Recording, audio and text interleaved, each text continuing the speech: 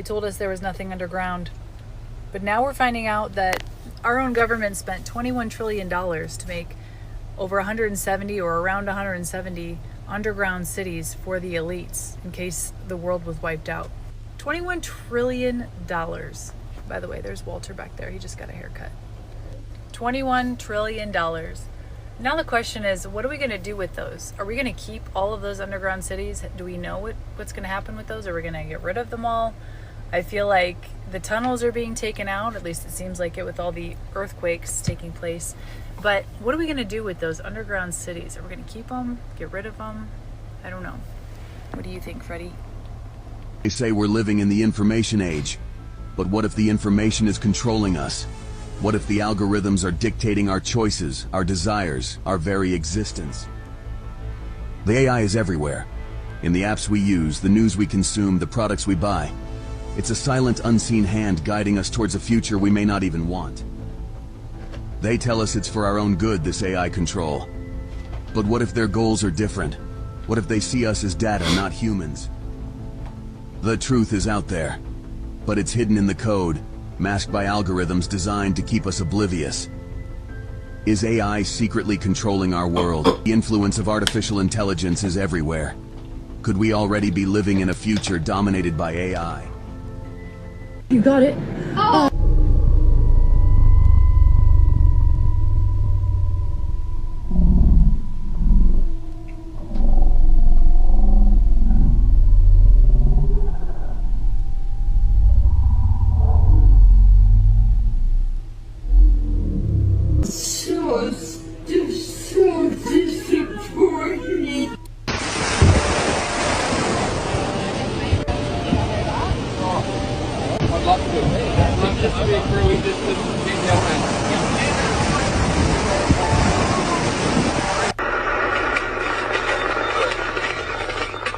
Okay, see how that happened?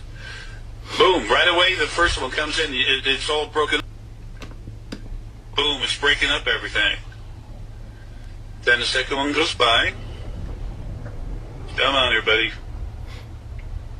This is very slow-mo. Look at that. Take a second. Look at that ship. Folks, that... My people, are y'all ready to react to 30 minutes of some of the most viral TikToks right now? Go ahead, like, subscribe, hit that notification bell if you want to see more videos just like this. Y'all, don't forget, these videos are for entertainment purposes only. Don't believe everything that you hear and see in these videos. Don't believe everything that I say in these videos. Always do your own research and always use your own discernment. Let's get right back to it. I've been wanting to try this place for so long. It's it's a great so spot. Good. Yeah, I'm sorry. What is that you do? Oh, I'm an accountant. No, I mean like the weird voice thing. Oh no, I'm sorry. Yeah, I'm possessed. Sorry. Is that a problem? I swear to God, I'm like super normal besides that. That's fine. Yo, what? Sorry. What did you order? I understand this is probably gonna sound insane or look like a blur to you, but I was crying. I watched this thing move across in my rearview mirror when I was driving back of my car to the front. I could see it from outside and in the mirror. It got out of my car, like staring at me, but if I looked away, I couldn't find it until it was closer. I have never felt fear like this. The hair on my arms was standing up. I was crying on the phone with my mom, waiting for my stepdad to come over because I couldn't believe this is what I really saw. Oh no, man, the possessed girl. Hey, whoever's on that date, man, you need to leave immediately. We have been conditioned since childhood to accept that our planet has this round format. But if I say that there doesn't even exist a real image of our entire planet, to date, none of the space agencies of these institutions have managed to register an entire image of our planet. With all the technology and advances of science, this image does not yet exist. So how are they made, all those beautiful photographs we see on the internet, on posters, in films? This is very simple. Local images are taken, passed to a computer program, so they are manipulated, forged into a format we know today. This beautiful image, this photograph of the blue planet that we know, is nothing more than propaganda, just like many others we see daily. According to the research done, the calculations and measurements taken from our planet, this is not its format. The real format of our world is this. It is convex in its continents and leveled in the water. So to put in layman's terms, there is not one real picture of Earth. There is not one real picture of Earth from space that cannot be proven fake after being scrutinized. According to various sources on the World Wide Web, there are more than 6,500 satellites in the sky. And we can't get one real picture of Earth? In fact, we can't even get one real picture of a satellite. You guys don't find that strange? 6,500 satellites? It would take 6,500 rockets to get them up into space. 6,500 launches. I gotta be honest, I don't really pay attention to that kind of stuff, but I don't think 6,500 launches have happened in the last 60 years or so. I'm sure if you Google it, you'll find something that says 200-300 launches happen a year. And if you believe it, that's up to you. You already believe that you evolved from a monkey and you're spinning on a ball in outer space, so you're not very hard to convince anyway. A lot of you space junkies are in my comments. Millions? How many astronauts? 48. Have y'all ever wondered why it seems like certain people in Don't fall for the boo-boo, man. Question everything. Hollywood don't like the Hollywood system, but they go along with it anyway? Check out this video right here. Make the summit of the dead. They sacrifice me, and I make all of the sacrifice to get out the sacrifice. That's what I want. That's how it goes. See, I got put in the sacrifice because I didn't make the sacrifice. See, Illuminati paid for a favor. I didn't do the first favor. It was made me the favor. So I need to do another favor to get out of that favor. Or you grab old favors. What favor got my mama? What favor did you do? That's sacrifice myself. What do I want? There's only one though. That's sacrifice too. Old woman. You think you're the one? Why you look like that? I'm not playing like I'm who's on the platform behind the laugh like I'm joking. I ain't playing. What's going on, mama? Y'all think he's speaking on something he actually went through, or am I obviously wearing a tinfoil hat?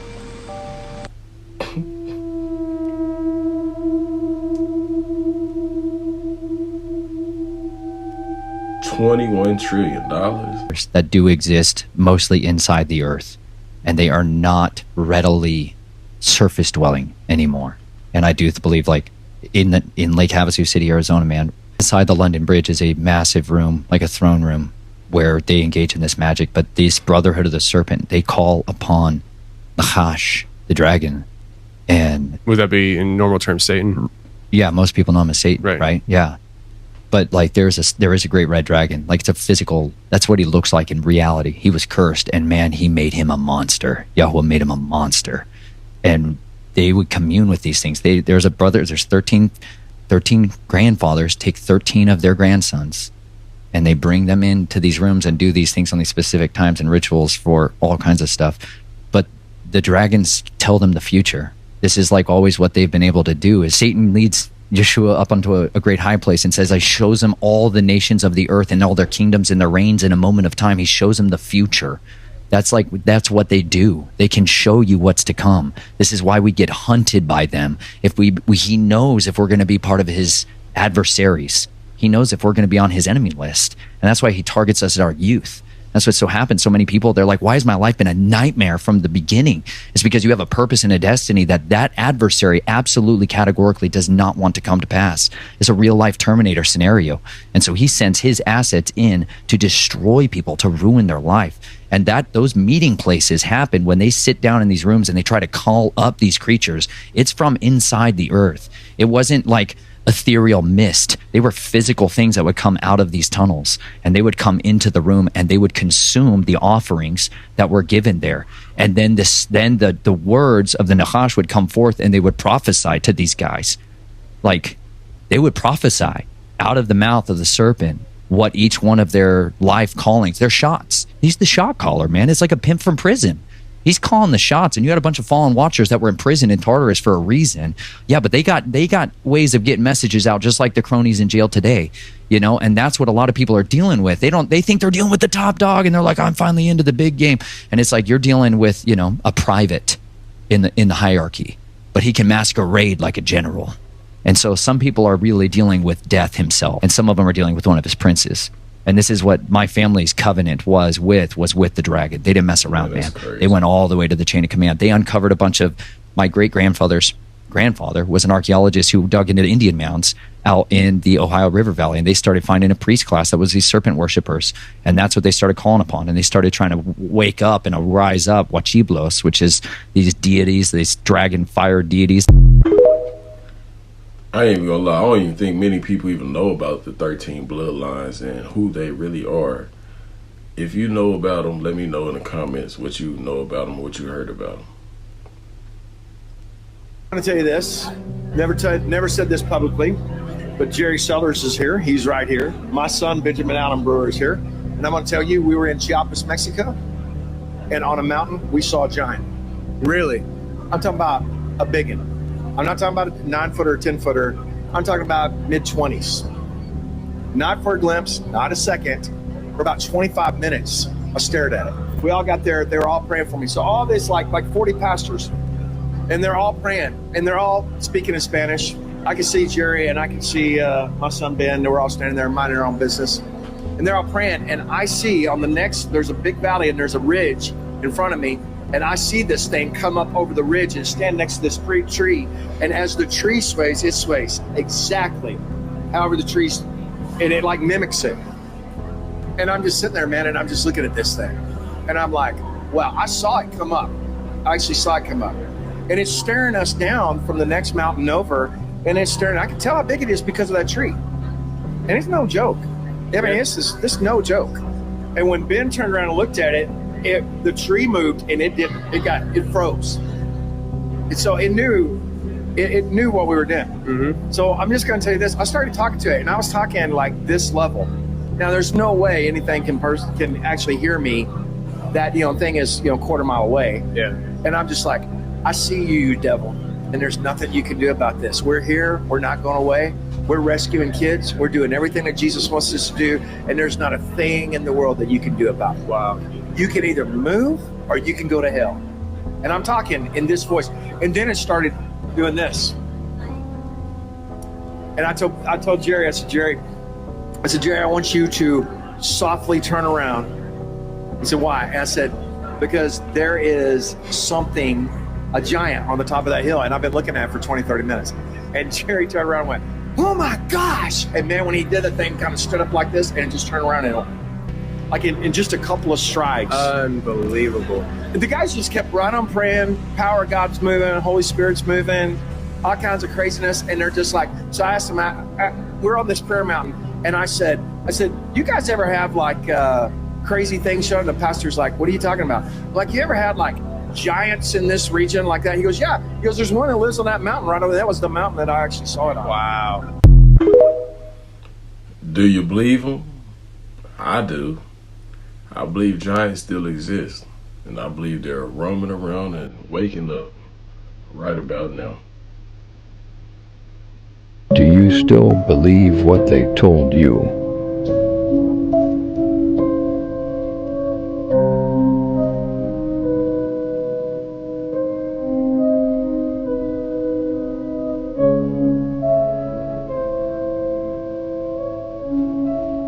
Who remember the maps with the lands beyond the ice wall? Yeah, it's something to think about. Something to make your mind wonder, that's all.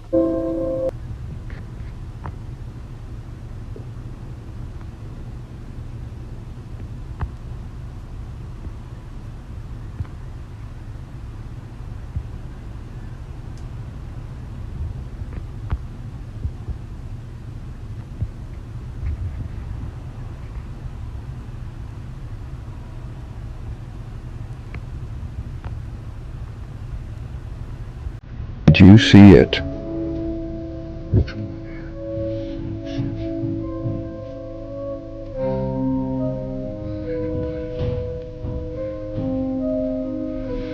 I'm not afraid, man.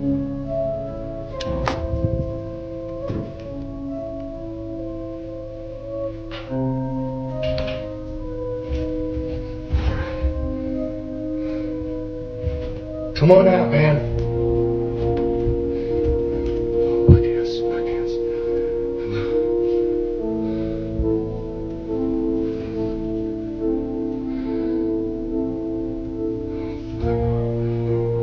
Whoa, whoa, whoa, whoa, whoa, whoa, whoa, whoa. Oh, hell no. For the ones who may not know, sage does not work like you think it works. It does more than that. It attracts those entities. Some people have been misled out here, misguided, you know, and misinformed. But like I always say, don't fall for the boo-boo, man. Was this movie trying to tell us something about the moon landing? Who knows about this? Almost nobody. Houston is monitoring the actual flight. All the telemetry is coming from the command module, so are your voices and medical data. We recorded everything from the practice simulation. They don't know. All we need from you is the actual television transmissions during the flight and the Mars landing. That's all. Just the television transmission. It'll take the recovery forces a minimum of an hour and a half to reach the splashdown site. By then you will be inside the capsule. When the prime recovery carrier arrives, they'll find you inside the capsule and take you out of the spacecraft. You thought of everything. I don't know, I hope so. Of course, you're sure we'll go along, right? No, I'm not. What if we say no? It took longer to depressurize the lunar module than we had anticipated, and it also took longer to get the cooling units in our backpacks operating than we had expected. In sum and substance, it took us approximately an hour longer to get ready than we had predicted.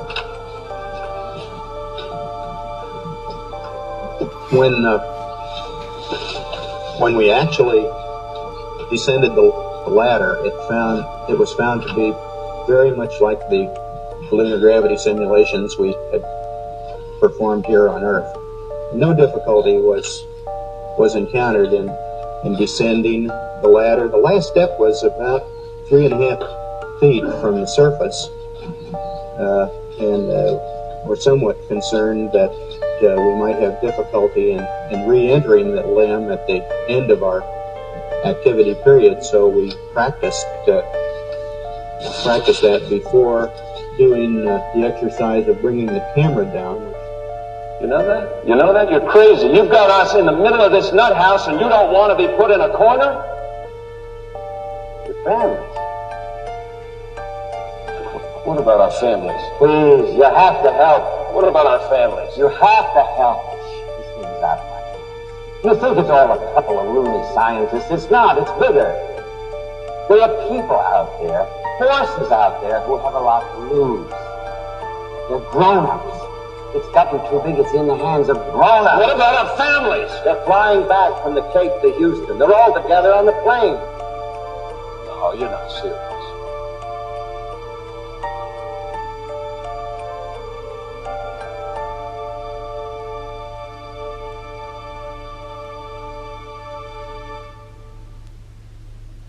Now, this story gave me nightmares. There was this anthropologist, and he was in Spokane, Washington for a conference. He happened to be downtown, and as he's walking around, he sees this homeless man. He said he started to talk to him, and he seemed like this very nice guy.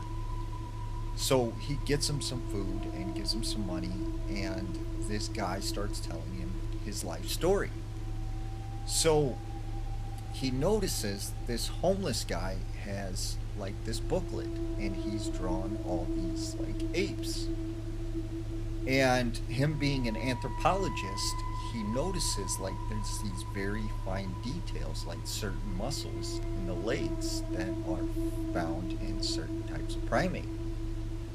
And he says to this homeless guy, like, are you some kind of anthropologist, or like, do you know anything about this? Like, how did you get these details? And he goes, well, I've seen them before. And he goes, you've seen them at a zoo? And the homeless guy goes, no, I've seen them out in the wild. And he goes, well, what do you mean? He said, well, about 5 years ago, I used to live out in the woods. And I had this area that I had set up a campsite, and I was living in this tent. And this one night, I went to bed, and I awoke to these howling sounds coming from the woods. And they got louder and louder, and eventually something wandered into my campsite and was making its way through there. And he said, you know, he was completely just terrified. And at the time, he thought this was just like a bear. Well, he said, you know, for the next couple of weeks, something kept coming into his campsite at night, and he just thought it was some kind of animal. We said one day he is going through the woods, and he, you know, was basically looking for materials and stuff to help build his campsite, when he starts to hear some movement through the brush up ahead. And he said from behind this tree stepped these ape men.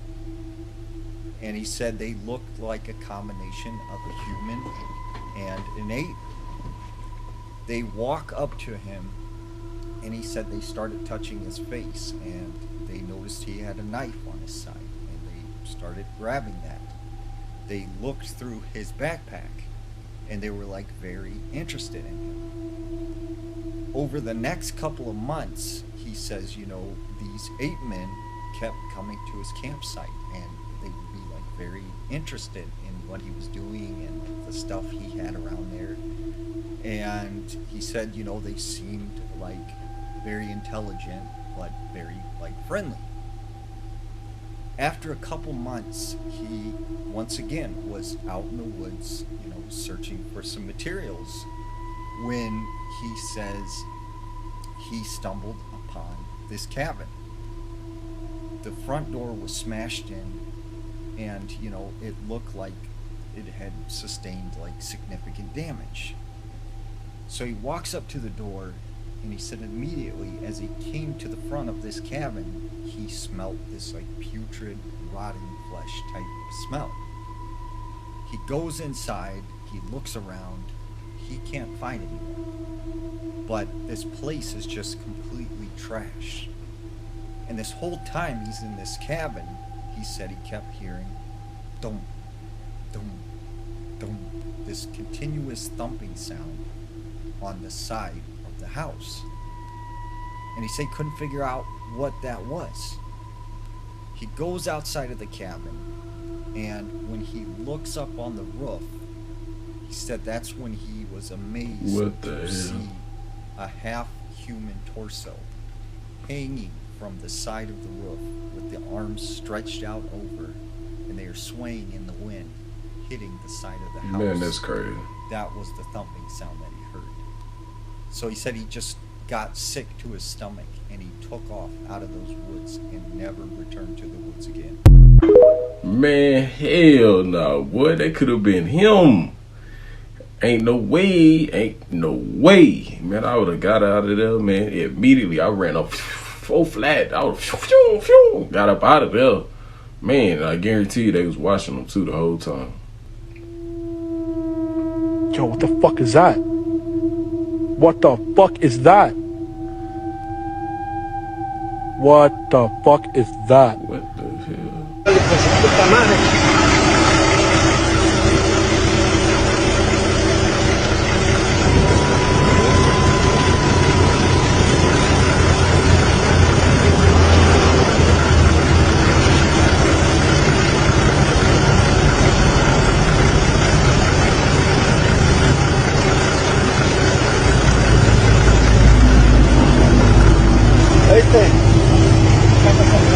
¿Ya viste allá arriba del cerro?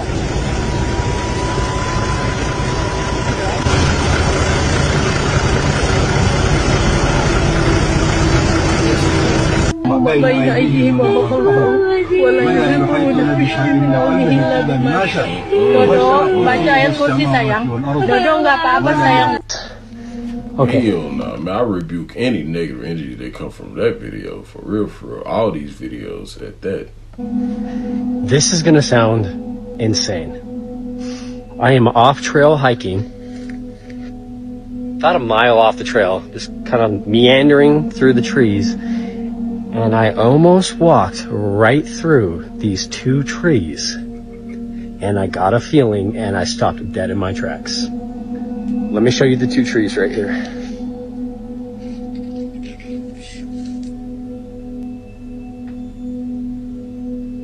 Right here. All right, so I'm actually on the back side of this, I guess you would say, because let me show you where I'm at.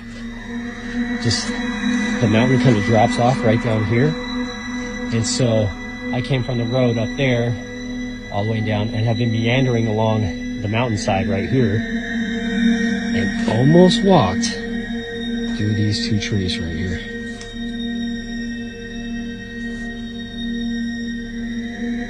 Do y'all see it?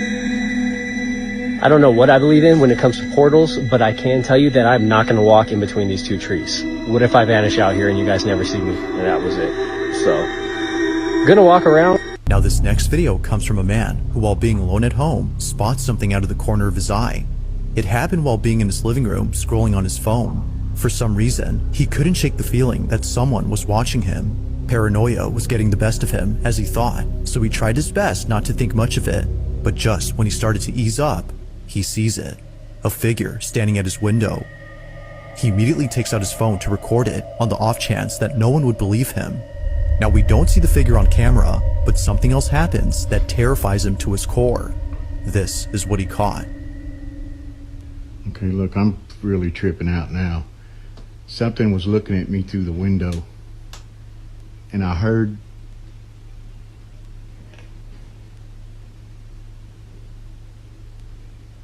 I'm freaking out.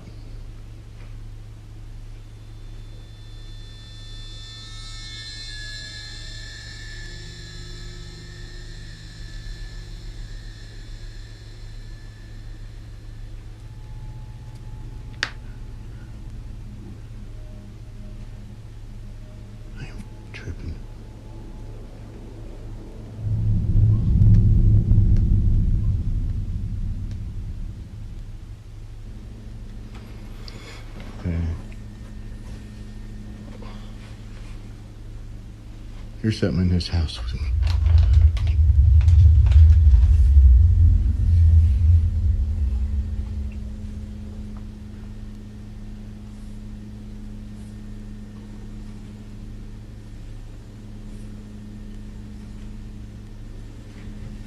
There's something in here. Don't do it. I'm telling you.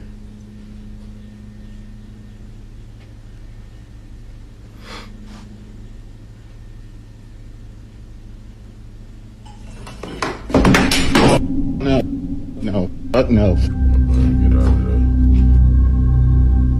What initially comes off as just a video of someone being paranoid is in fact footage of something completely different. This is made obvious by the sudden movement of kitchen items. But even before that, the man's overwhelming sense of unease makes it clear that something strange is going on. Whatever it might be that's happening, the man hopes to get more of it on camera. And even if he doesn't, then at least he can rest assured that this was captured. Oh no, man. Like I said in the other ones, I rebuke any negative energy from these video clips, man. That is crazy. But hey, y'all, that's the end of the video. I hope y'all enjoyed it. I enjoyed kicking it with y'all this lovely evening. Y'all don't forget to like, subscribe, hit that notification bell on your way out if you want to see more videos just like this. It's your boy Koozie. Catch me in the next video. I'm out. Holla.